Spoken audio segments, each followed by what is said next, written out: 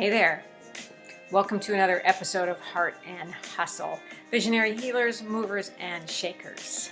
I am your host, Paulette Rees-Denis, here to bring you magic makers from around the globe, people who are creating change, who have small businesses, large businesses, hobbies, but they are creating the life of their dreams.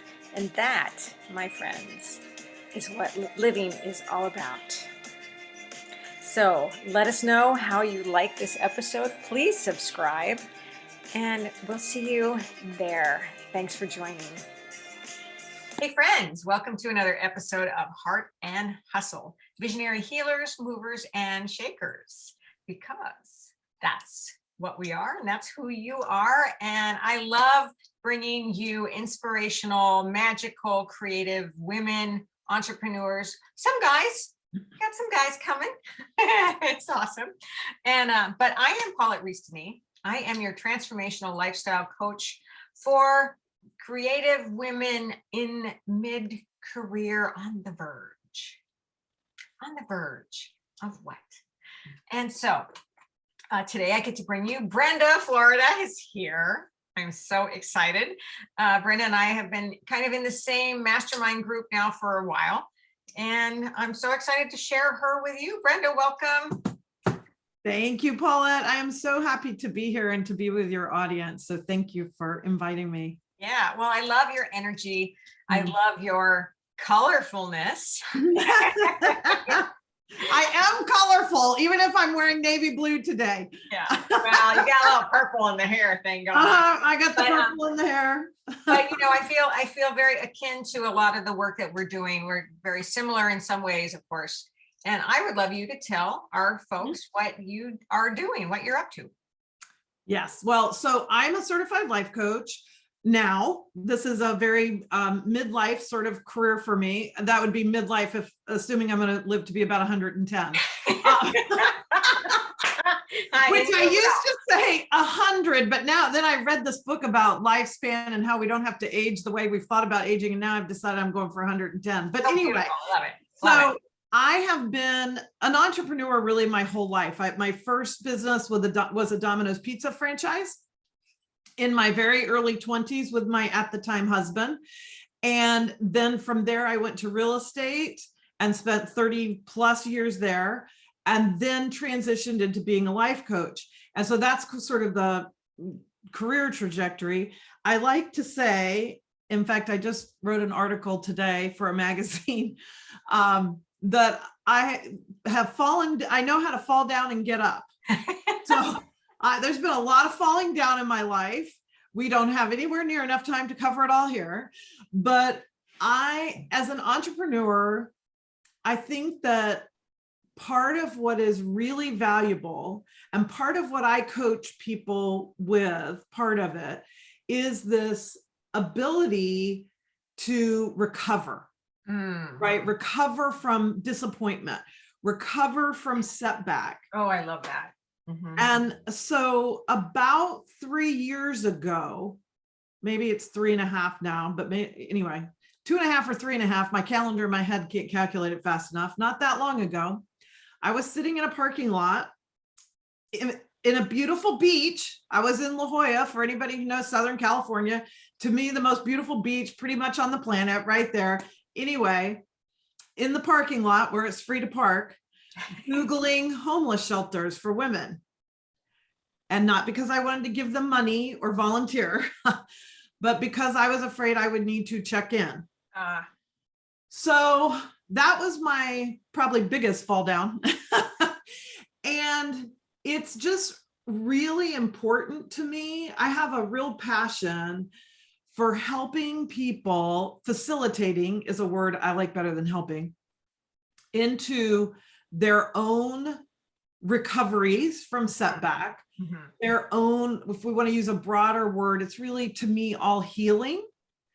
Because in my worldview, everything that happens in our life is happening to take us somewhere. Like it's happening for our good. Yes. Okay. Now that can be hard. I promise you, when I was Googling homeless shelters, I wasn't sitting there thinking, this is going to be so great, Right. But in the back of my mind, I've got this really deep belief that somehow I'm going to look back on this. Plus, remember, at that point, I'm like 58. So again, not my first rodeo. And I know that every other hardship, every other super unexpected thing, like getting fired the Monday after I returned from my daughter's wedding, everything in there. Yeah. So, my daughter's wedding where I spent every dime I had. Anyway, gladly spent every dime I had. I know that when I look back, I can see it, right? Like when we get into hindsight, we're like, oh, I get how that helped take me to my next greatest thing, right? Right. So I love helping people get there because I can't get them there, which is what I just said, help again. Really, I like the word facilitate. Yes. Because I can't get anyone there. Right. Well, they have to do the work. We all have to do our own work, right. But I'm great at facilitating. I have a lot of life experience, as you might have guessed, and I'm great at facilitating people into their own recovery, their own version of what it is to get back up. Yes. Does that make sense? Absolutely. And what a beautiful thing. And I know that women in this mid-age thing, that's predominantly who I work with, women in mid-age, mid-career, mid-change. And of course that can be in your 20s, it can be whenever. Sure. But there are so many changes. There can be so many setbacks, especially if we have fallen into a rut or into a stuck pattern. And then at this time, it's like, okay, wait a minute, stop. Right? Hold the presses. Yeah. There's something else happening, and we need to find it. I need to find it. You need to find it. Yes. And especially as multi-passionate women. Yes. So I'm very much multi-passionate. I'm very creative. So, and I'm very practical and pragmatic too. So, and I'm very spiritual. So like I have all these polarities, right? Like I love my flip-flops as much as I love my sequins, whatever. Nice. I love you so much. So in doing that, like that can be an outstanding and beautiful gift. And at least for me, when I'm in one of my falling down times, it can add to the confusion because it's like, oh, well, should I go do this or go do that? Should I stay with coaching? Should I go back to real estate? Should I go get a job? Get a side hustle? Should I focus on this ideal client or that ideal client? And it can create, for people who are creative and multi-passionate, it can cause what feels like a lot of chaos. I mean, that can happen anytime, but I think when you really are feeling positive and moving forward, you can manage that better than when nothing is working, and I know I spent my fair amount of time, I felt like I was just sort of throwing spaghetti against the wall because for me, it was about a growth spurt I needed to take around abundance. And so I felt so desperate to make money. And of course, my surrounding, my checkbook and everything around me was reminding me every day that I needed money. And so I let myself get caught in that fear. And it was just like, well, I got to make money anywhere when this client shows up. Oh, they're not my ideal client, but I'll take them, and I wound up having like 3 or 4 clients, not in my ideal client base. And I totally appreciated the money and I could do the work. So this is where we get like into Gay Hendrix's zone of genius, zone of excellence. I was in my zone of excellence, but because I had experienced my zone of genius, I felt that difference, right? I didn't love that work the way I love being in my zone of genius. And so there were a lot of lessons in that for me. in that time, and it lasted almost 3 years. Yeah. So And so just for 1 second. So what Yeah. she's talking about is The Big Leap. yes, the book, The Big Leap by Gay Hendricks. Great book. Awesome. Really, really good book. I've gone back to it, and reread it or reread parts of it many times, because it's easy in times of pressure to sort of lose track of staying in our zone of genius. And that doesn't mean, like, I'm not being judgmental towards doing things. I'm in a side hustle right now that is definitely my zone of excellence. That for me, and everybody's journey is different. So that's one thing I want to say. I think it's really easy as entrepreneurs to get caught in the idea that there's a formula somewhere, or and everything online, right? Every online program person is selling, here's my 10 ways I became this, millionaire, fill in the blank, coach, podcaster, writer, whatever it is. And so here's how you can do it. And buy my course, and you too will be at the, and so we're bombarded with that all the time. Yeah. And one of my messages I would like to say today is we are all unique. Yes. Our gifts are all unique, and our journeys are all unique. Yes. So I didn't have somebody with just looking through a total business only lens could look at this 3-year period and be like, what the hell was she doing? What a business failure, because I wasn't making enough money, when you can't even make enough money to have a home, which I did not have for over 2 years, my own home. I was I never went to a homeless shelter. I couch surfed, house sat, and ultimately ended up moving in with a friend for 9 months. There's a lot of negative thoughts around being 59 years old and needing to live with your best friend for 9 months. Yeah. Because I just couldn't get money to come in. I'm a smart girl, and I've made a lot of money in the past. So I'm just like, what the fuck, but I had my own journey. Everyone listening, you have your own journey that doesn't fit into somebody's formula. Right. And that's what I'm always saying. Fly in your freak flag. Yes. You can do it your way. Yeah. And I would say you have to do it your way. Yeah. I took classes from the smartest people. In fact, one of the reasons I was so broke was because I literally went bankrupt because I couldn't pay out of my checking account. So I kept charging for a very expensive mastermind led by a very successful woman, making a lot of other people very successful. And I'm doing all the things and doing everything she told me to, but nothing was working. And so of course I got mad at her, right? I had my time of judgy for like, why isn't this program working for me? I paid her all this money. Why, But the truth was, it was my own journey to one, recover my own power. Oh, yes, gorgeous. And then that bleeds into, power bleeds into everything in our lives.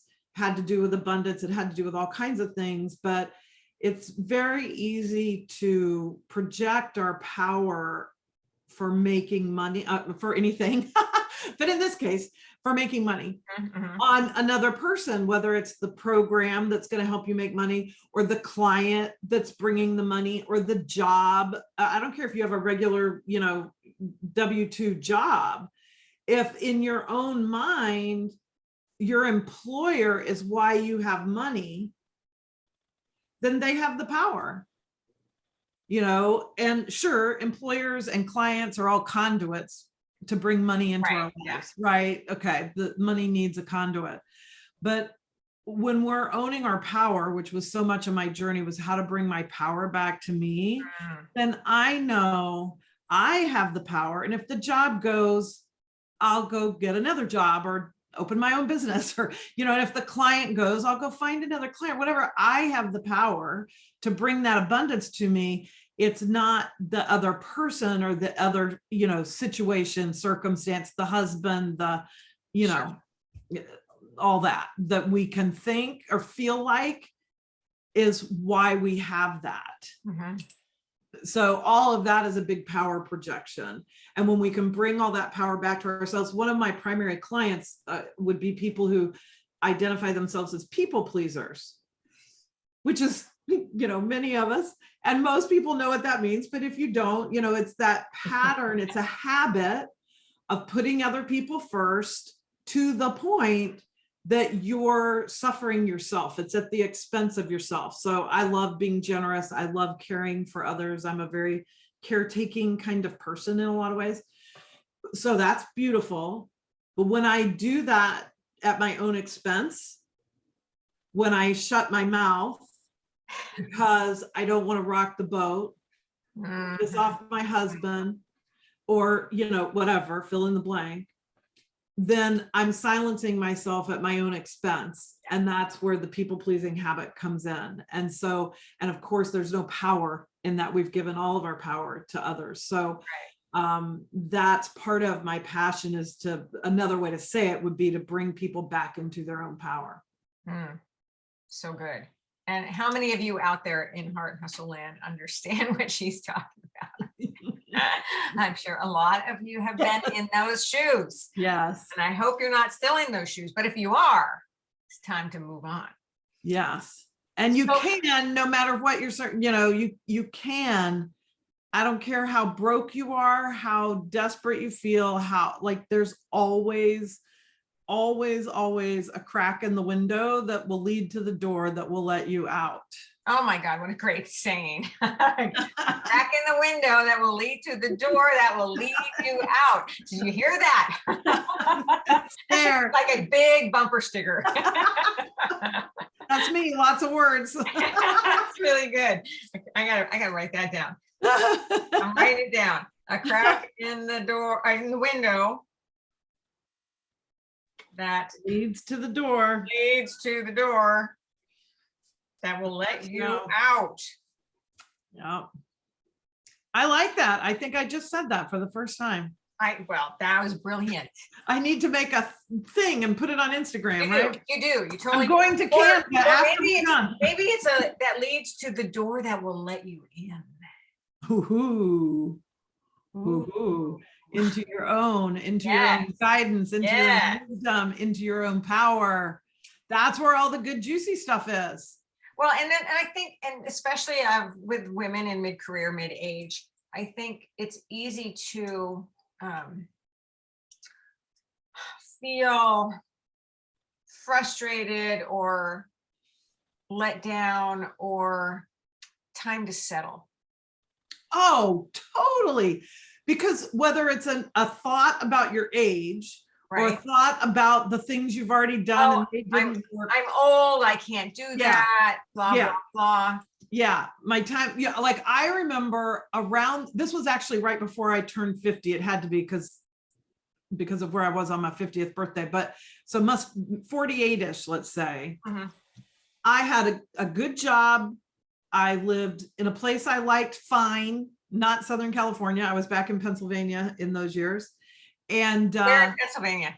At this point, for this story, I was in Harrisburg. I also lived outside of Philly, up in the suburbs north of Philly for quite a while. I lived in Doylestown for a while. Oh, okay. So my best friend that I lived with for 9 months, she's in Percy, so Bucks County. Okay. And I lived in Montgomery, Kent, Lansdale. My real estate office was in Lansdale. Okay.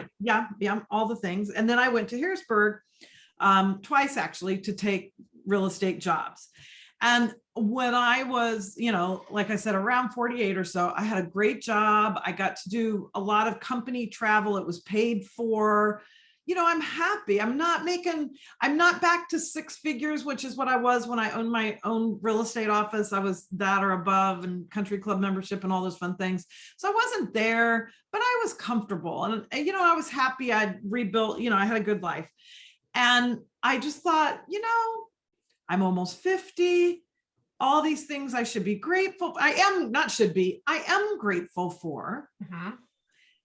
Now it was much smaller than the life I had dreamed of that I wanted, that included a lot of international travel, much more success, much more abundance, much more influence. Okay. That was what I had always wanted from when I was like 18. Like I've just always wanted that in various forms, but that, those are the broad brushstrokes. And I was just like, Brenda, just be happy, be great. Now, these are some of the loveliest or most limiting words of all, I think.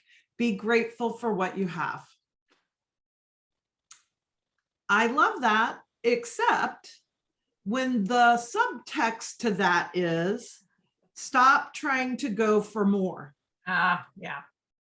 And a lot of times that's what happens. Right. I have a couple of clients now who I'm coaching through that because they've been successful and they're midlife, and they think they're done. And they think they're done, but they've got that whisper, that little, poke that comes up now and then that says, wait, maybe there's more. Maybe it's not too late. Maybe I'm not too old. And it nudges them enough that they're working with me to figure that out. Right. Right. So I think that that's really important that one of my favorite books, I mean, I read a lot, so I have many favorite books, but there's a woman named Dr. Edith Eger. And she is a psychologist, psychiatrist, something like that. And she survived the Holocaust. They actually found, so she was only like 16. She's 92-ish right now, maybe 93 now. They found her body in a heap of bodies, of dead bodies, and thought, but she was alive. Wow. And because she had been on one of those horrible death marches right at the end, when the US soldiers were coming in to liberate the various camps. And, whatever soldier kept going and found her and, got her out. So extensive injuries, of course, all kinds of things. So she lives through that. And at 90 years old, she writes the book about it. And she spent her whole life then helping mostly soldiers with PTSD, but various people who had experienced very, traumatic, significant traumas. And at 90 writes her book. And I'm just like, that's who I want to be when I grow up. Yeah. Not somebody figuring out just which book to read next to my recliner. Yeah. There's just so much. There's so much room for expansion. And there's, yes, as we get older, we want to fall into some comfort and, chilling.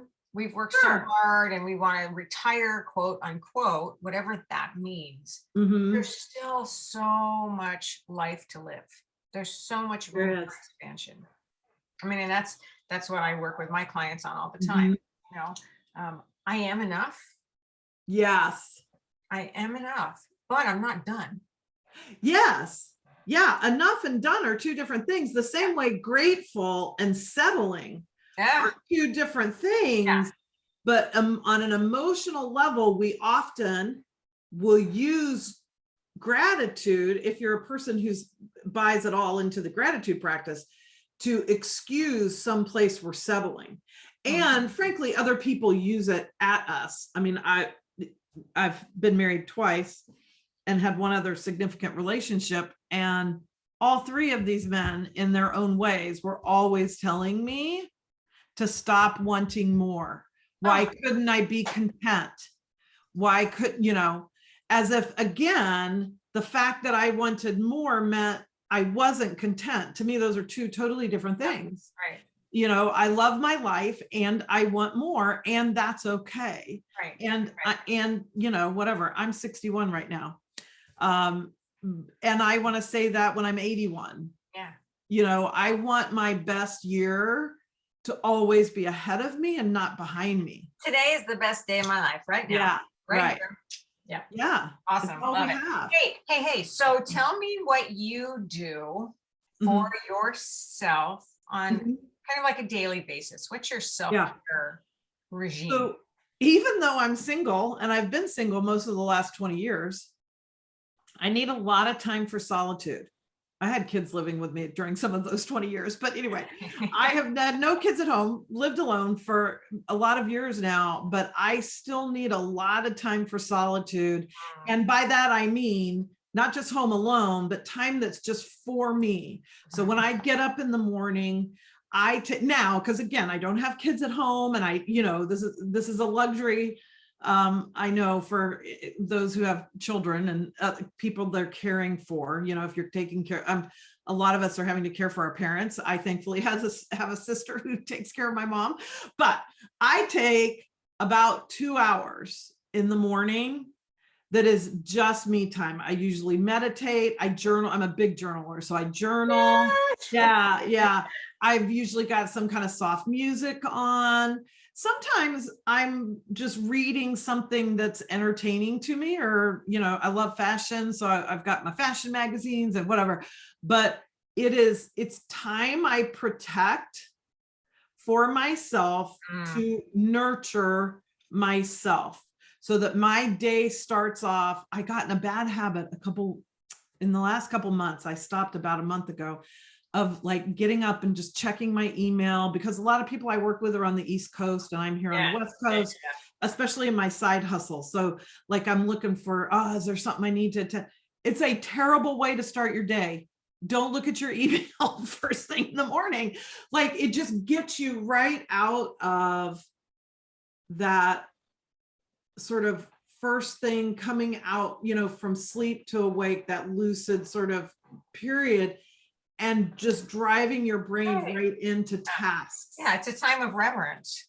Yeah. And so I got back out of that habit again, and have been much more protective again. But I do that. I spend a lot of time walking on the beach, or again, just solitude. I had my kids in and company last weekend, and my company was here for about 4 or 5 days. So this past weekend, I had nothing on my calendar, because after all that other people in my world activity, I need to go get time by myself again. Space. Yeah, space, solitude, silence, reading, meditating, whatever it is that will fill my cup, going to the gym, whatever it is. Beautiful. But I'm very aware of when I get depleted. I think because of all the years I was a people pleaser, and I let myself get so exhausted and, had really almost no barometer, and so no boundaries for when to say no. And so now I'm pretty sensitive to it, and I don't let myself get very out of balance before it's like, oh, wait a minute. This is, when I feel all stirred up, and for me, it's all kind of just like spinning energy. When I realize that's happening, I know it's because I need time by myself. Doesn't matter if I've spent 20 days by myself, I need more time by myself if that's happening. Spinning energy. Yeah. It's very sort of chaotic and frenetic. Frenetic is a good word. How many of you guys have experienced that before? Hello. Yeah. Oh my gosh. Wow, that's great. So I find that a lot of my clients are like, well, I can't give myself any time in the morning. I'm like, well, get up earlier. Yeah. Do what's going to work for you to put you in that space. Yeah. Don't cut yourself short. Don't self-sabotage yourself. Yeah, because what happened, and I started doing this when my kids were young. So I have 4 kids that are only 7 years apart from the oldest to the youngest. How many? 4. 4 kids. Ooh. So when they were young, I mean, that's a lot of little kids and babies in your house. But now I didn't do 2 hours then. Right. But I got to where I realized, I'd kind of figure out the kids have a pattern, right? When my youngest is, or not necessarily the youngest, when the one that's going to wake up earliest is going to wake up. And I just try to get up I'd set my alarm. I wasn't trying to get up, but they didn't always get up at the exact same time. But anyway, I'd set my alarm for 30 minutes earlier and at least get 30 minutes that I could get to myself. But, as adults, especially with no small children at home, if that's your situation, usually not getting up in the morning and taking time for ourselves in the morning is because we've used that time the night before. We stayed up too late, binge watching something, or, just whatever happened in that night, that then we're too tired to get up in the morning and tend to ourselves. Yeah. So I think if you're a person, I'm also super practical. I said that at the beginning. So if you're a person who's like, I can't even imagine having 2 hours. Okay. So first of all, don't start with 2 hours. Right. So if you're not taking 15 minutes, time, take 15 minutes. And if you're struggling with that, then look at your habits the evening before, look at your bedtime habits, how late you're staying up. Like I started realizing I was sabotaging my Monday morning with my Sunday evening. Like I'm just still a little bit in party mode, and I'd tend to stay up too late or have one too many Cosmos or whatever. Not like I'm hungover on Monday morning, but I knew I wasn't my best. And I'm like, oh no, wait a minute. That's not working. That's not working for me, so it's all, again, everybody's it's building new habits. It's being aware. Yeah. It's time management. I mean, it can be super practical. You got to mix. I always say I mix the woo with the practical. Yes. Me too. I'm super woo. Oh. Yeah. So good. Woo AF, right? Woo AF. Yeah. So, this is awesome. Okay. So any last words? I think I would say, or repeat, because we've kind of said this, but just to put it all in a nutshell, is really turning inward, that you are your best resource, that you have the only answers that are right for you. Yes. They may be very different than what you're getting feedback from. Like, even though I was getting all that feedback that I could have interpreted as I suck as a life coach because I can't get any business, or I suck as a business person because I can't get clients, or whatever thought. And sure, those thoughts popped in my head from time to time. But inside, I knew I was good at what I did, both being a coach and being a businesswoman. And so holding on to that almost kind of then made me have to reinterpret all this evidence I was getting in the world around. So if it's not that I'm not a good business person, I'm not a good coach, what's all this about? Why is nothing working? Why am I broke as hell? So then I had to get to bigger answers that were, again, inside of me. It was all inside of me, and all the healing was inside of me. And yes, I had other facilitators who helped me with that, the way you and I help our clients. Right. But it was still all inside of me, which is where all that power is. Everything you need, is there. You may need some help accessing it or uncovering it, or whatever words you like to use to open that. But it's all there, and you already have it. Yeah. Love that.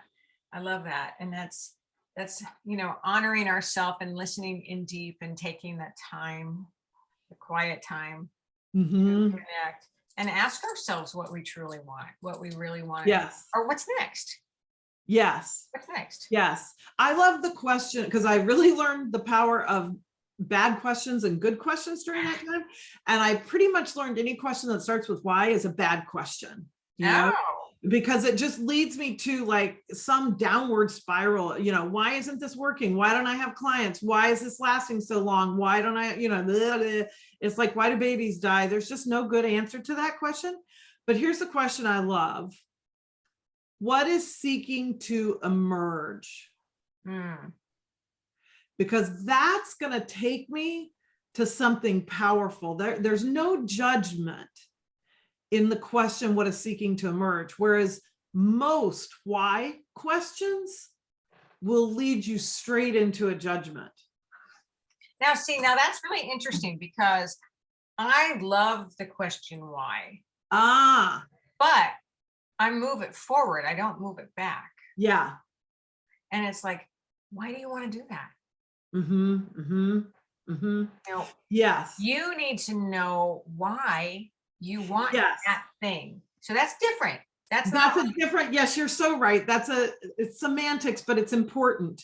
Because I'm like in Simon Sinek's, all about why. Like, yes, I love I him. think Oh my that what's driving us, that kind of when we're exploring what's driving us, what motivates us, the why is super important. Yeah. When we're in difficulty, Right. why usually leads to a judgment. That's a better way to say that. That's beautiful. Yeah. That was great. Yeah. That was really good clarification. Okay. I think we're good.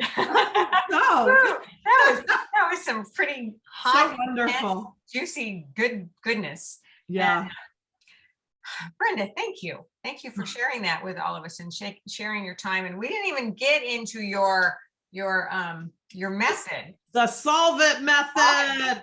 So I love the solve it method. So listen, you guys need to go to her website and check out her work and connect with her. I am, mailing list, whatever. Yeah. And, let us know what this has inspired you or questions that have come up for you listening to this conversation. I love these conversations. Short and sweet and intense and fabulous. Yeah. And so everybody, thank you for being here for another episode of Heart and Hustle, Visionary Healers, Movers and Shakers, with our guest today, Brenda Florida, who happens to live not very far from me. Yeah. We're going to check that out. Yeah. So, and I am Paulette Rees-Denis. I am your magic maker and your movement motivator. And until we meet again, many blessings. Mwah.